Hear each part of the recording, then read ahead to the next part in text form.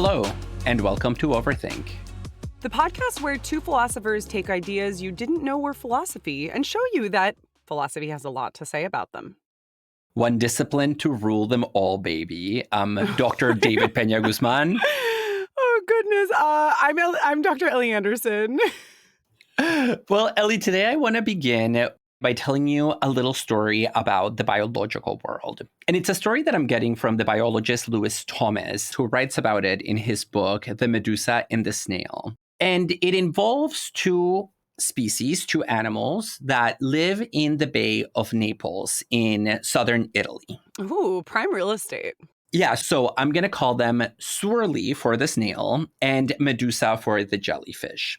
These creatures live in a symbiotic relationship. And I want you to visualize the following scene because it's a little bit convoluted. And so it will require you to try to picture it. Okay. We are at the bottom of the ocean and we have our little friend Swirly dragging itself around on the ocean floor. Mm-hmm. And if you close in on Swirly, you'll realize that he has a little bump attached to the side of his mouth. It could look like a pimple if he were a human being, but it is in fact a parasite. As somebody who has a pimple by the side of my mouth right now, this is personal. You're seeing it on Zoom, aren't you? Okay. You are Swirly, my friend. You are Swirly. So I'm Swirly, you're Medusa. Yeah, so Swirly has a little thing on the side of the mouth that is actually a parasite. But it is not a typical parasite. It's a little tiny jellyfish that is attached to its body. Or rather, to be more exact, it is what remains of a jellyfish that the snail has previously fed on. Okay, so I just went from imagining a very cute little tiny jellyfish to picturing this like decomposing flesh of a jellyfish leg. Well, that's correct, with the exception that it's not a decomposed body part. It's actually a parasite that is technically still alive. It cannot live on its own apart from the snail. Oh. But, and this is the really bizarre thing, it can reproduce. It can have babies, the parasite. Wait, with whom? By itself. Oh. Yes. See, the limits of my knowledge of jellyfish reproduction and the fact that I just said jellyfish leg is really revealing a Yes, lot tentacle. Here. I know. Flesh and bones for the jellyfish. And so the parasite can have babies, and in fact, it does. It releases them onto the ocean, and those babies then go on to become normal adult jellyfish that live in the Bay of Naples. So the parasite has its own babies. But the snail does too.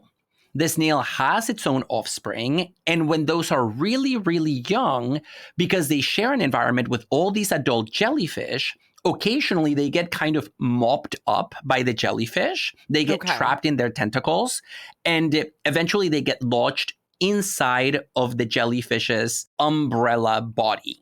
So we've got all these Swirly juniors who are now all up in Medusa Junior's body. Yes, and so it seems as if the tables have turned, and now Swirly is trapped on the body of Medusa, whereas before it was Medusa that was attached to the body of Swirly. Medusa and Swirly the first. Yes, so now we're talking about their descendants. The next generation. Yeah, but in fact, it's not the case that the tables have turned, because even though the new Medusas trap the new Swirlies inside of their larger bodies, it's not as if they kill them or digest them. Rather, the snail is just sort of living there. Swirly is just hanging out under Medusa's body, and it starts eating Medusa from the inside out. Gross! And so this new relationship emerges where as Swirly is eating Medusa from inside, it starts growing, and Medusa starts slowly shrinking because it's literally being chomped on by this little Swirly underneath it. So ultimately, does Medusa Jr. suffer the same fate as her mother, which is that now she's going to be reduced to a pimple on Swirly Jr.'s side?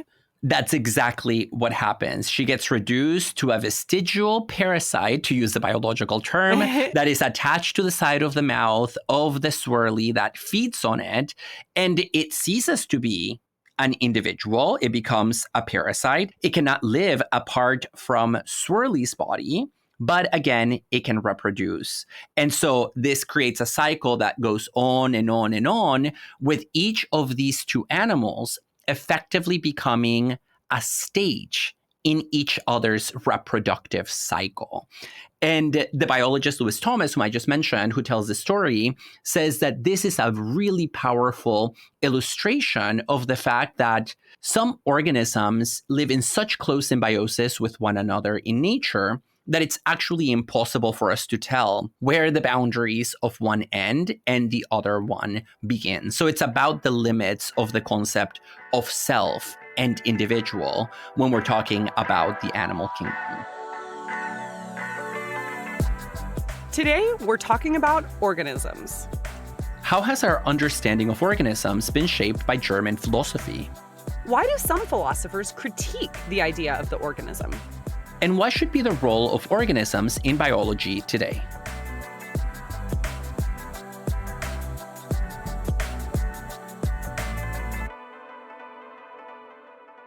So listeners might be like, what do philosophers have to say about organisms? Aren't organisms a matter for the sciences, especially biology?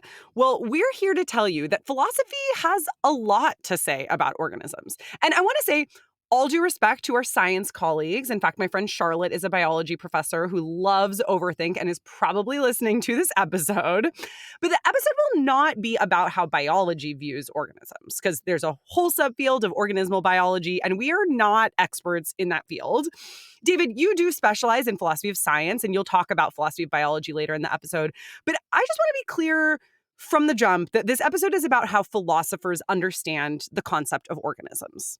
Yeah, exactly. The emphasis will be on the concept. And you could actually say that a lot of how biology understands organisms is deeply indebted to the history of philosophy. But we're not going to be focusing on that claim necessarily on this episode.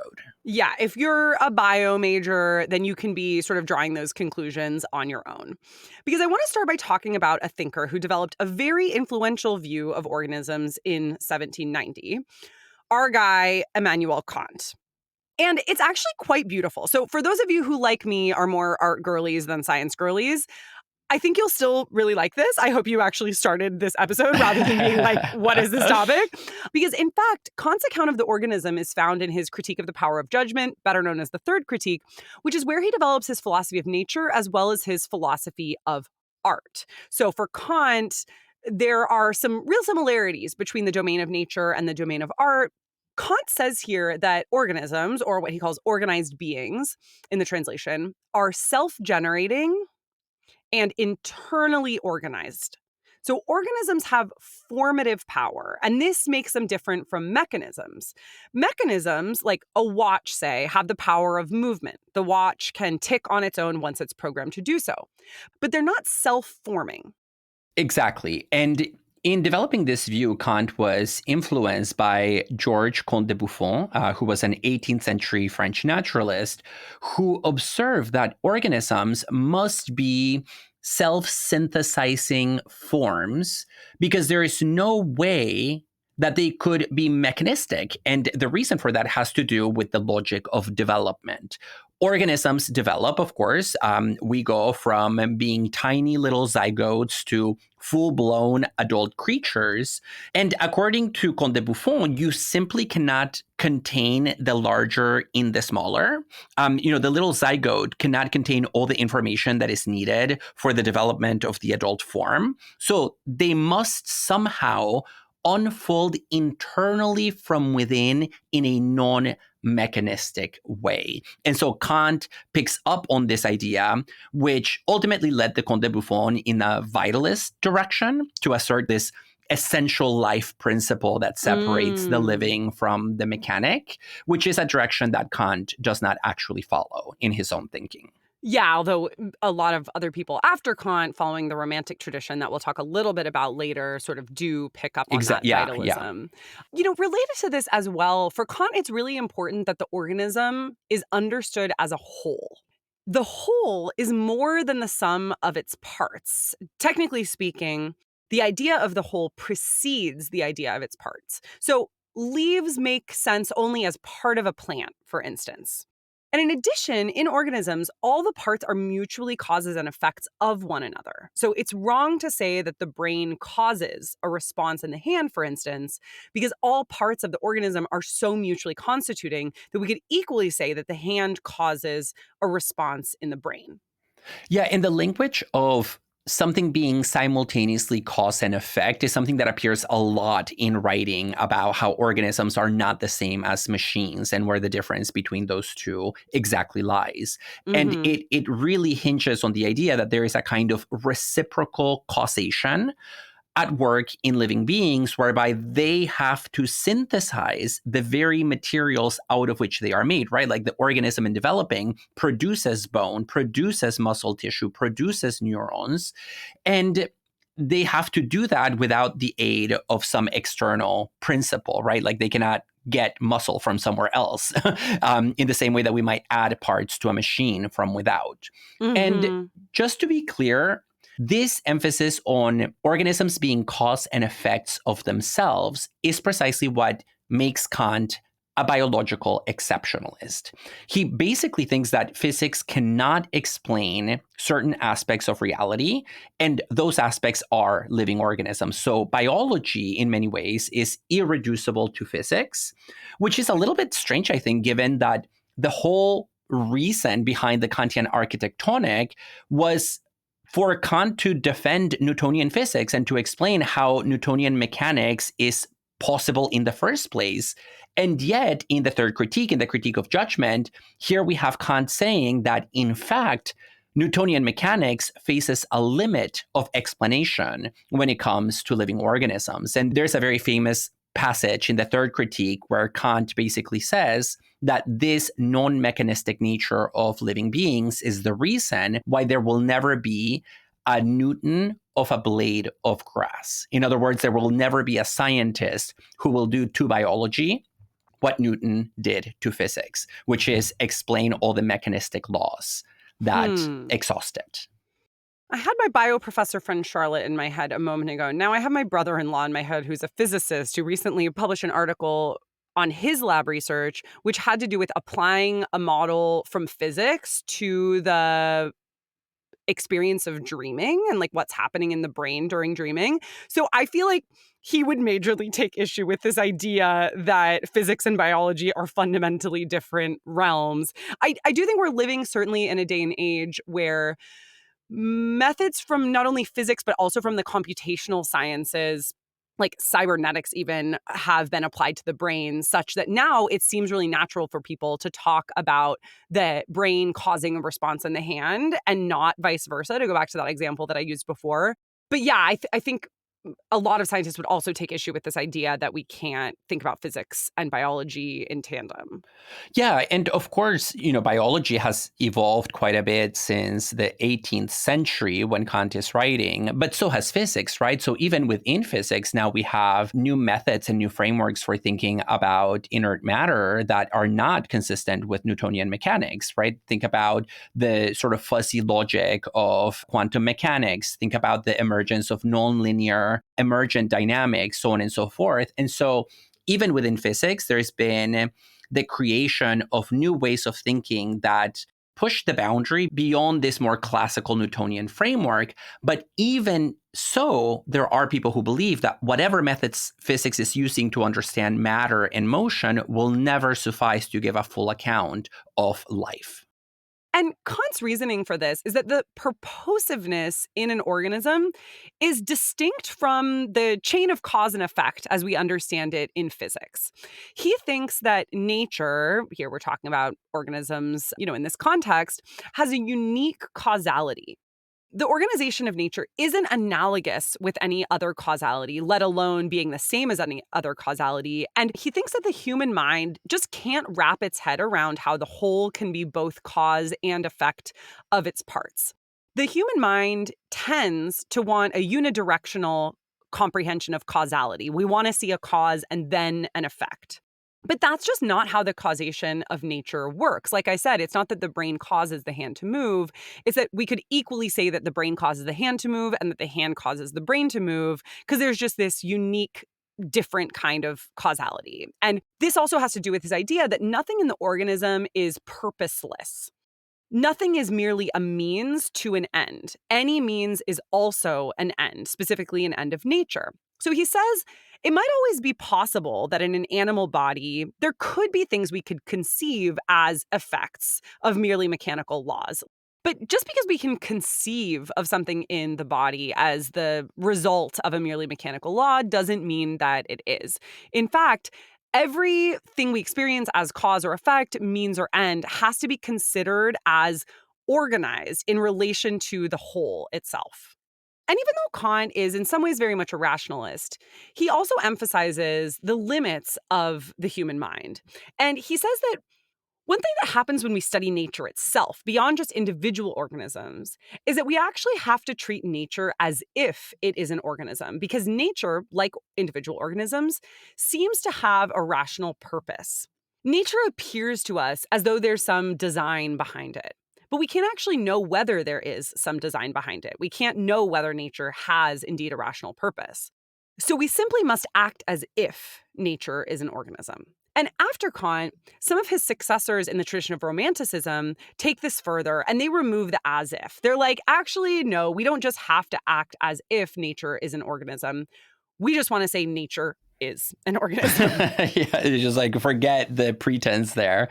Although the language of the as if is really important for understanding Kant because it is pervasive in his writings. You know, it's there in his moral theory. We act as if we are free moral agents, as if we have free will, but we cannot really know it, right? It's an idea of reason. It's not something that the categories of the understanding can really help us with. And in religion, we can also act as if the world was created by God and had a beginning in time, but we don't know that for a fact. And moving from morality and religion then over to biology, as you point out, Ellie, we act as if nature has a purpose because that pretense helps us make judgments about nature. It helps us try to understand nature, but we have to keep in mind that this is not, in fact, known. So there is that element of pretending for the sake of understanding or not understanding, but of gaining some kind of knowledge and, you know, getting our grip on the natural world. And down the road from the perspective of the later Romantics, in fact, Kant's philosophy of the as if is really limited and limiting because it doesn't actually break down what they take to be the perceived difference between mind and nature. The Romantics really want to blur that distinction and, in fact, assert the identity of the two. And from their perspective, the Kantian move of saying, oh, well, we simply act as if nature has a rational, purposive teleological structure, that just reeks of dualism because it maintains reason and nature as separate domains. Yeah. And one of the thinkers in the Romantic tradition, Schelling, develops the idea that identity, so not just nature, but identity, including the identity of the mind, has an organismal structure. Because the organism is what transforms everything internal, but other to it, into itself. Mechanism and matter in an organism are no longer just mechanism or matter, but integral parts of the whole that is self-determining. That's what we talked about before. And there's a way that anything that might seem to be mechanical in the body or in the organism gets transformed into part of the overall purpose. And so the same is true for Schelling of the human mind. The organism and the mind transform effects into purposes, and anything in them is integral parts of the whole where the whole is self-determining.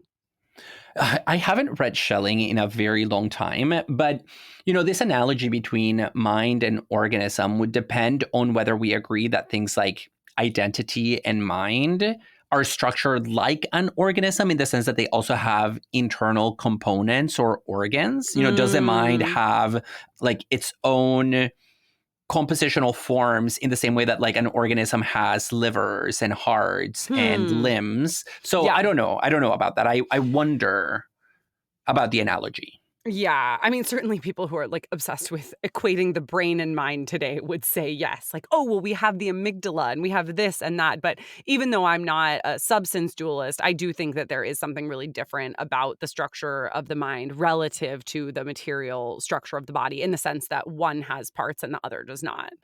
Well, and from what you said a minute ago, it seems like the reason why Schelling makes this analogy is because he sees organisms as essentially appropriating things that are external to them. So, for example, when I eat something that is not David, like a plant, my body transforms that eventually into part of itself, right? It turns into tissue, it turns into blood, it turns into like whatever my body is made of. And so there is a transformational power of the organism of turning difference into identity. And I wonder whether we want to say the same thing about mind. And I kind of find that idea very intriguing and titillating. The idea that the mind itself, whenever it latches to something, probably through thought or through perception, turns it into stuff of mind and then can put it to do its bidding. Now, independently of what we think about this Schellingian approach of using the organism largely as a framework for thinking about other things like the mind, this model does become quite common in the 19th and later 20th centuries, with all kinds of philosophers and theorists defending organismal interpretations of all kinds of things, right? Like there are organismal interpretations of history, where history is an organism, or of language, or of the nation state. And at that point, you really have to pause and consider whether the model itself may be adding a lot more conceptual and metaphorical baggage than maybe we want a model or framework to add. Yeah, we wouldn't have the modern concept of organizations without this notion of organism. But one question is how far we can actually take this biological metaphor or not. I don't want to like shamelessly plug our bonus episode, but this question of the potentially like political implications of the organism as applied beyond biological organisms is something that the Marxist philosopher Lukács talked about, and that's something that I have saved for our bonus segment. Enjoying Overthink? Please consider supporting our podcast by joining our Patreon. We are a self-supporting and independent podcast, and as a supporter, you can help us cover our production costs, gain access to extended episodes and other bonus content, and also join our community of listeners on Discord. For more information, check out Overthink on patreon.com. In their book, 1,000 Plateaus, Capitalism and Schizophrenia, Gilles Deleuze and Félix Guattari draw a distinction between two modes of thinking about reality that they call the arborescent and the rhizomatic mode. The arborescent modality foregrounds unity and entities with clear spatial-temporal boundaries, while the rhizomatic emphasizes connection, flows, multiplicity, and sees individuality as something that can exist in reality, but is ultimately derivative of a perhaps more fundamental reality that is composed of connections, currents of desire, and forces that flow in a field of immanence, much like a rhizome, which is a biological structure that is created by fungi. And this amounts to a difference between a mode of thinking that, as Deleuze and Guattari say, territorializes, and one that deterritorializes. Mm-hmm. And as co-authors, I mean, Deleuze, by the time he started to write works with Guattari, was already an established philosopher who'd written a lot of very interesting books on his own. And Guattari was a psychoanalyst who some people think kind of like brought the unhinged character of some of their co-authored works to the table. I think this mode of collaboration mimics this idea that there is not some sort of singular center or organizing principle to, what they're trying to explain. Like they're trying to deterritorialize, I think, also by simply co-authoring. Yeah, no, I mean, their book definitely feels like a rhizome, and like some fungi, it gives you a psychedelic trip. And some people like that more than others. I will say I much prefer Deleuze's solo authored works to his co-authored works. And we might have talked about this a little bit in the trees episode where we talked about the arborescent and rhizomatic model. I don't see so much wrong with the arborescent model, to be honest. Like, I think this idea that it's associated with, that it's like honestly cringe or like not trendy or associated with bourgeois capitalism. Like, I just think that's really an overstatement. I think Yeah, like I'm not really down with all the deterritorializing that they're trying to achieve. Oh, well, so I was totally into Deleuze and Guattari when I was in grad school and into 1,000 Plateaus. And I went back and reread large portions of that book. And I am not on that bandwagon anymore. Why not? Uh, I really do think it's disordered thinking. I think it's hard to follow their point, and it demands too much of a reader. Like disordered thinking, David. You sound like such a normie. I know. You're like obsessed with destabilizing the line between the normal and the pathological, and you're just like, Deleuze and Guattari have a writing disorder.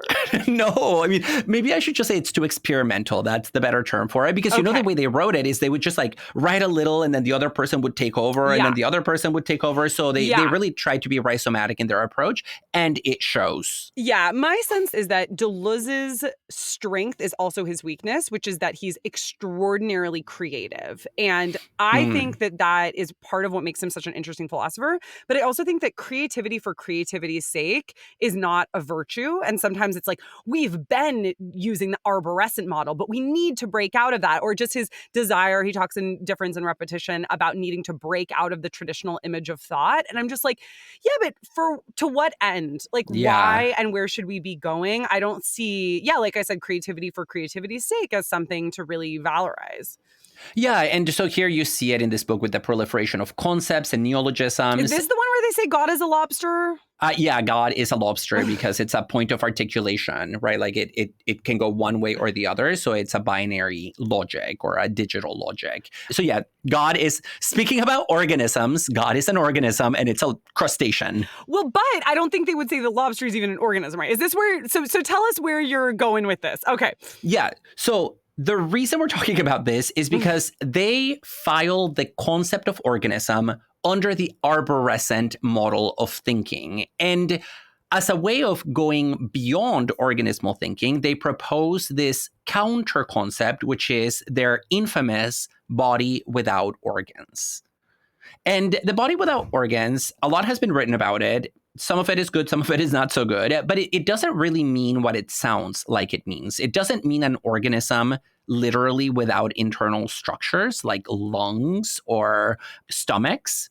It rather should be read as a body without fixed organization. So the body without organs is a plane of existence that enables life to experiment with the boundaries and the forms of the possible and to enter into ever new assemblages, much like their own writing style.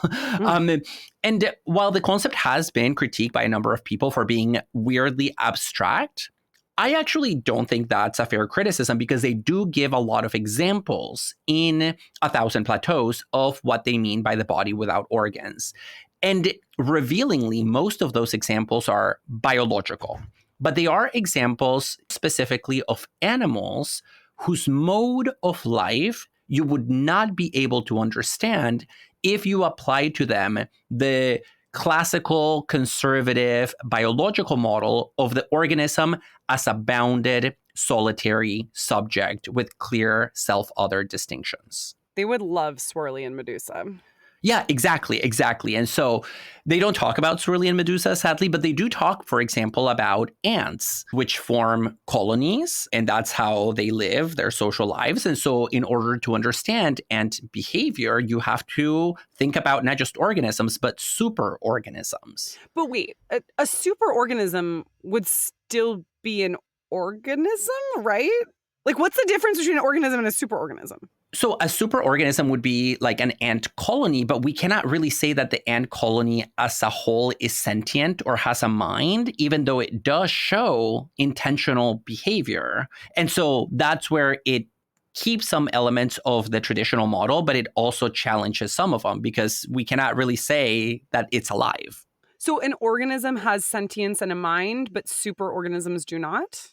Yeah. So, for instance, you could think about a flock of birds as a superorganism because of the flock phenomena of all the birds moving at once. So the whole shows seemingly sentient conscious behavior. Yeah. Sure, but I'm just trying to get clear on why we wouldn't just call an ant colony and flock of birds and An organism organism. here. I'm not saying we should, but I'm just trying to get clear on that because because the flock of birds and the ant colony do seem to exhibit intentional behavior to me. So I actually think some philosophers of mind, if you're interested in extended mind theories, might say, yeah, an ant colony and a flock of birds do have minds. And it also seems to me that there are plenty of organisms that do not have minds, like a lot of plants. Well, but it's because they are decomposable and recomposable, right? You can pull all the ants apart and the superorganism disappears, but then you can put them back together and it reemerges, but we can't do that with our limbs, right? We'd be quartered to death. That makes sense to me. So there's something about the internal organization that is required for organisms, but not for superorganisms. Yeah, and the stability. So why are they so anti-internal organization? You mentioned the word conservative. It doesn't strike me that like affirming internal organization as a feature of what it is to be an organism like is a bad thing. No, it's not a bad thing, but it does prevent you from understanding the natural world. Because if you just take the conservative model, then you would only look at ants individually and you would not really understand why they do some of the things that they do. And that requires a shift in perspective, which is why in this book, they also give a bunch of other examples. You know, they talk about packs of wolves. There's a very famous passage where they talk about the symbiotic relationship between wasps and certain orchids, where they say that the union of the two is the rise of a new assemblage that is irreducible to its components. So they really like things that create new formations. Okay, but then why not just say that there is a place for organisms in philosophy and in biology, but they can't tell us the whole story? Why isn't it just we need to supplement the notion of organism? Why is it let's actually talk about body without organisms or without organization? So yes, because for them, once you start shifting from the organism to these other forms of assemblages, you start to get a sense of the fact that what you're looking at are shifting flows of life and desire. So it leads you towards their metaphysics of movement and becoming. And so, yeah, surely there is a purpose that the concept of organism is to play in biological thinking. Because in fact, for them, the arborescent mode is something that emerges out of the rhizomatic, right? Like there are all these flows that are bubbling up with possibilities. And occasionally they give rise to some stable structures, much like a rhizome gives rise to a mushroom. But the point is that the mushroom or the organism is not ontologically primary, as biologists and philosophers typically will argue. So it's about ontological primacy. Yeah, and this way of thinking about what we thought of as primary as actually not primary is a really common move you see in French philosophy from this period. I think indebted to Heidegger, but that's another story.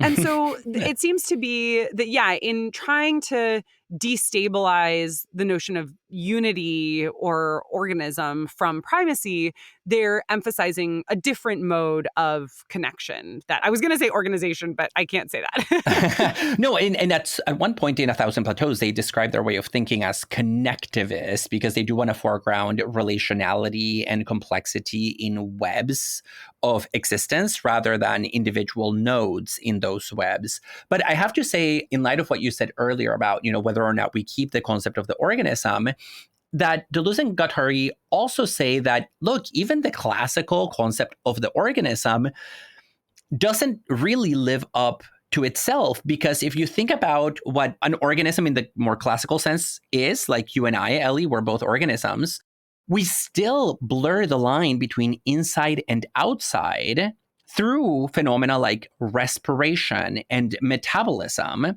which is why they argue that we should not think of living beings as structures, but rather as structurations. So living beings are verbs rather than nouns. Wait, what is the difference between a structure and a structuration? That just sounds semantic to me. Well, no, that it's not a thing. That's why I say it's an activity rather than a substance. And a structuration, by definition, can always change in the moment. Okay, because I've never heard the word structuration. Yeah, they use that term. That's their word. That organisms are structurations. But I guess I would say then that if we're thinking about even the classical notion of the organism as always already in an exchange with what is outside of it, which I do think is very compatible with what we talked about with Schelling earlier, right? Who thinks that what distinguishes mechanism from the organism is, or the organism's ability to sort of internalize or appropriate what is outside it, then I just don't see why we need to kind of do away with this concept or even destabilize it. And I will say one thing that I always struggle with in thinking about this notion of the body without organs from Deleuze and Guattari is when we're talking about structuration, we still need an agency doing that structuring. And even if agents and Maybe. structures are not exactly analogous, we do. We do need agents for the act of structuration. Like I don't agree. acts I mean, if you need actors. Yeah, maybe, but an act is not the same as a structuration. So if you think about the process whereby crystals crystallize, that is the formation of a structure, but I would never argue that crystals are agents. I would also argue that the formation of a double helix DNA strand through replication is a structuration. It's life taking a particular form, but there's no agent necessarily in the sense of a subject. So I think there is form-giving activity in nature that is not the cause of a minded being. Oh, yeah. So I'm with you on that. I just was understanding you to be talking about structuration as an act. Did I misunderstood that? No, I think so for them, I think it's an event. There are things that happen, and organisms are such events, which is why they often get read in the tradition of process philosophy. And one thing to point out here is that in the same way that life has, they don't use this language, but I'm going to use it, an impulse to certain forms and structures, it also carries within itself the seed of those structures' very demise, because it's in the very logic of life to undo the things that it creates. And they give the example of genetics, right? We know that we cannot predict what particular mutations will happen when organisms reproduce, but we know, as a matter of fact, that mutations will happen because error is part of the essence of life. And there is a quote in 1,000 Plateaus where they say, there is no genetics without genetic drift. And so life generates, but it also deviates.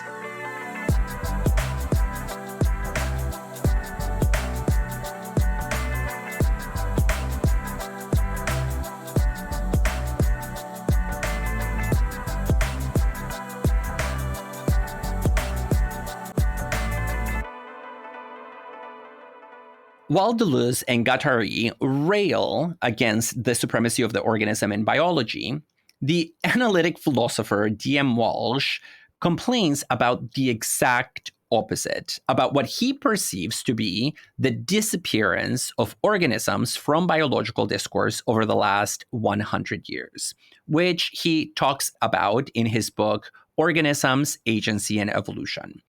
And Walsh begins by essentially saying that organisms have always posed a challenge to the natural sciences precisely because they resist mechanistic reduction. We have already discussed that in connection to Kant and in relation to the Conte de Buffon.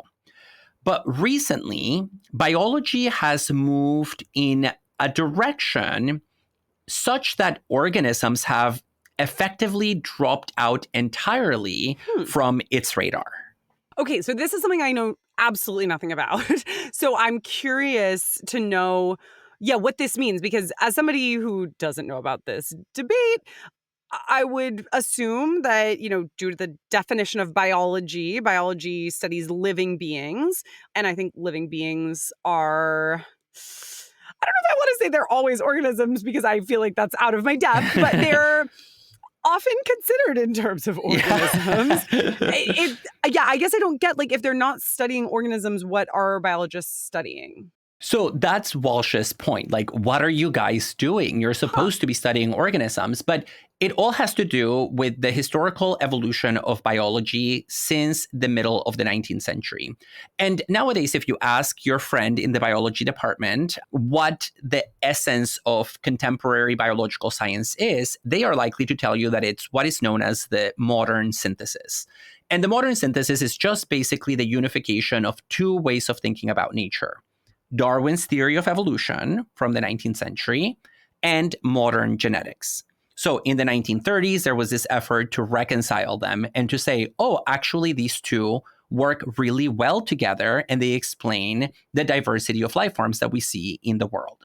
Now, the problem here, and this is where Walsh articulates his critique quite convincingly, he says, if you're a Darwinian and you're interested in evolution through natural selection, the thing that you're studying is not individual organisms. You're studying populations. You're studying those kind of like large-scale phenomena that are supra-organismal, that are above the organism, like species and populations.